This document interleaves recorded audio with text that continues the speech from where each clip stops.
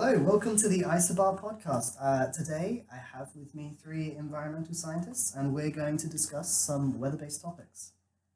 In the past year, we've seen a lot of cold weather and many climate skeptics see this as evidence against climate change and sort of spread this message. Obviously, that's not necessarily true.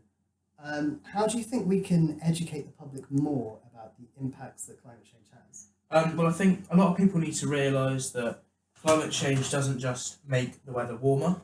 It's very heavily linked to an increase in tropical storms and also the severity of them. It is something that we need to become more aware of. I think it's all to do with public perception of these issues, and if there is a lack of information in the news about this, there just won't be any public perception. Let's say, for example, when you were shopping, there were more posters and signs that had to be put up about the use of plastic bags and plastic packaging being a negative thing, then maybe some people would be more inclined to cutting down. The main area for education would be sort of an early stage in schooling. From my experiences with the climate change sort of mechanisms that were taught predominantly in geography and partially in biology. And sort of this was like a key stepping stone on sort of making me want to do environmental science more. So it gives you sort of a basic understanding of what is actually going on. Absolutely, those are some very good points.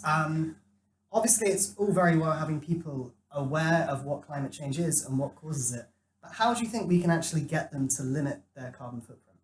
I think transport is probably one of the major things. I mean, you can reduce your CO2 just simply by car sharing or avoid driving, walk to places. I think also as a nation, we should agree to only buy seasonal veg to avoid air miles and air pollution, rather than demand things like strawberries at Christmas, because why do we need them? Well, a big impact on your carbon footprint is related to your diet, and I believe that encouraging the public to lower their meat and animal product consumption is a good step in the right direction. For example, there are already campaigns such as Meatless Mondays that are already going on, and I think increasing the popularity of these ideas would be effective rather than the idea of cutting down on meat being frowned upon by a lot of people. Another very easy way is just doing stuff around the house with household items, just as you say, with light bulbs, sort of turning down the heating, because even turning it down a couple of degrees can have a massive effect. Plastics, obviously, recycling, making sure that you are doing those things because it does aid at the end of the day, even though some people may be not doing recycling because it could cost because of the councils, but it is well worth doing. Absolutely. And how do you personally think that we should get the word out there about these sort of issues?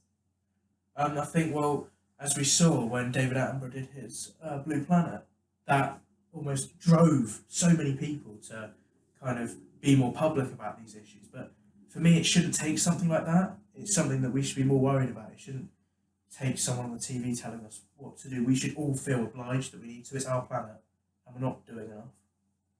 I agree. I think as much as us as environmental scientists obviously speak about these things a lot, maybe we only speak about it to other environmental scientists because then there's no, questions that we need to answer or any controversy. But I think stepping out of our comfort zones and maybe talking to people, to skeptics, and trying to change their opinions, give some evidence, would be very beneficial and increase everybody's awareness of things like this. The biggest sort of people we'd want to reach out to would probably be the government, because obviously they're very preoccupied at the moment with the whole Brexit negotiations and whatnot, and they're sort of neglecting everything else just because of that. So they're neglecting the environment side, they're neglecting just the whole economy side of Britain, when we should really be focusing on bigger issues rather than just having the whole country be told and force fed all this information on one very small thing that's going to happen.